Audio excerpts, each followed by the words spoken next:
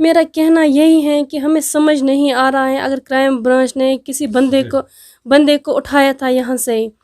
پھر 2 مہینے بند کیا گیا ہے، آج پرسوں بول رہے تھے کہ ہم چالان پیش کریں گے، پھر ہمیں یہ سمجھ نہیں آیا پھر اس کو چھوڑے کیوں؟ پھر یہاں کیس تھا کپوارہ عدالت میں، پھر یہاں سے لیا ہندواڑہ سے پتہ نہیں انہوں نے کیا کیا، پھر اس کو چھوڑ دیا گیا ہے۔ یہ ہمیں سمجھ نہیں آ رہا ہے اس مسئلہ کیا ہے۔ بہت یہ عمر صٲبٕنۍ مٲج وٕنیُک تام گٔے 3 عیٖذ پتھ کُن، اَسہِ ہسا چھِ ماتمٕے ماتم۔ بہٕ چھَس گُزٲرِش کران پگہہ چھِ کیٛاہ بٔڑ عیٖد حظ چھِ پگہہ، اَسہِ حظ چھِ ماتم، دُنیاہس تہٕ مُلکس حظ چھِ عیٖد، اَسہِ چھِ ماتم، سٲری حظ چھِ عیٖد بناوان، اَسہِ چھِ ماتم، سٲری حظ چھِ سیُن انان، کۄکر انان، ماز انان، سانہِ گرِ چھِ آسان ہاکھ سیُن، سانہِ گرِ آسہِ نہٕ کانٛہہ چیٖزے، اَسہِ ہسا چھِ عیٖد اَسہِ پٮ۪ٹھ چھِ آسان ماتمٕے ماتم، ہر عیٖز ہر بڑِ دۄہ چھِ آسان اَسہِ ماتم۔ صاحب کو کہ اگر 3 سال ہو گیا پورا آج کہ تیسری برسی تھی کہ انہوں نے سٹیٹمنٹ رپورٹ دیا کورٹ کو، کیونکہ سب انصاف اللہ کے نیچے کورٹ میں ہے، جو ہمارا ہندوستان کا کورٹ ہے یہاں، اسی پر ہمیں سبوں کو وشواس ہے کہ انصاف دے گا وہ۔ انہوں نے سٹیٹمنٹ رپورٹ دیا کہ جس پر فون نمبر لگا ہوا ہے کہ دن کو کتنے بجے تھا، اور جس دن بچہ اٹھایا وہاں، اور 3:45 بجے ایڈمنسٹریشن نے ہمیں وہ دفن کرایا، یہاں کے جو لوگ تھے کہ ذمہ دار لوگ، کہ لینڈ آرڈر خراب نہ ہو، ہمیں انصاف دیں گے ہم آپ کو۔ پھر بعد میں انہوں نے انصاف نہیں دیا، ہمیں کرائم کو سونپ دیا ہے۔ پھر کرائم بھی تمام ایریا سے گھوم کر آیا تھا، ہر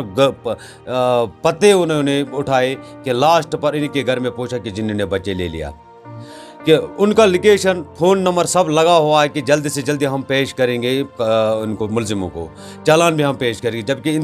ایس پی صاحب نے مجھے بھی دلاسا دیا ہے کہ فاروق آپ گھبرائے مت، ہم جلدی سے جلدی چالان پیش کریں گے۔ اور اس کے بعد 6 مہینے کے بعد جب انہوں نے اور اسٹیٹمنٹ دیا تھا، بندہ گرفتار کیا انہوں نے، ایک بندہ، اس کے بعد انہوں نے 59 دن پروسیس ہے کہ چالان پیش کرنے کا، انہوں نے چالان پیش نہیں کیا تھا کہ تاکہ وہ اس کا ضمانت ہو رہا ہے وہاں،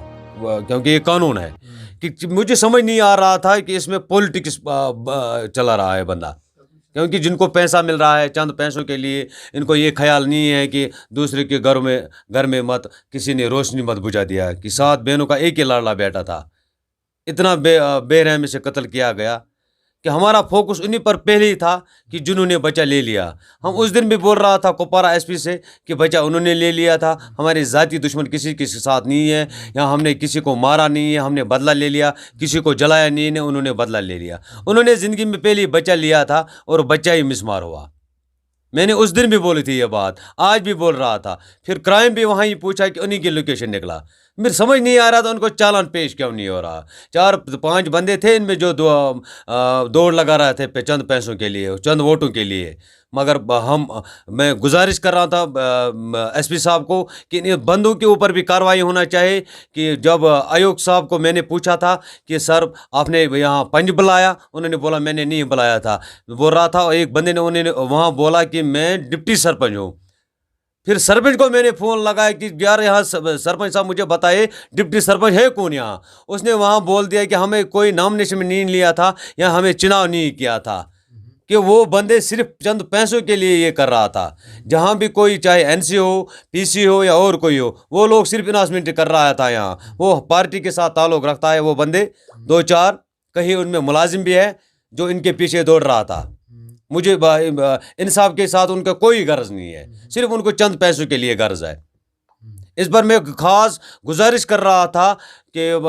کیا نام ہے اس کا گورنر صاحب کو مہربانی کر کے ان بندوں پر کارروائی کیجیے، کیونکہ انہوں نے یہاں یہ لوٹ مچا رکھا ہے۔ معصوم بچے کو خون کا کوئی قیمت نہیں ہے، صرف چند پیسوں کے لیے دوڑ رہے تھے یہ۔ مجھے یہی سمجھ آ رہا ہے کہ اس میں پولیٹکس چل رہا ہے۔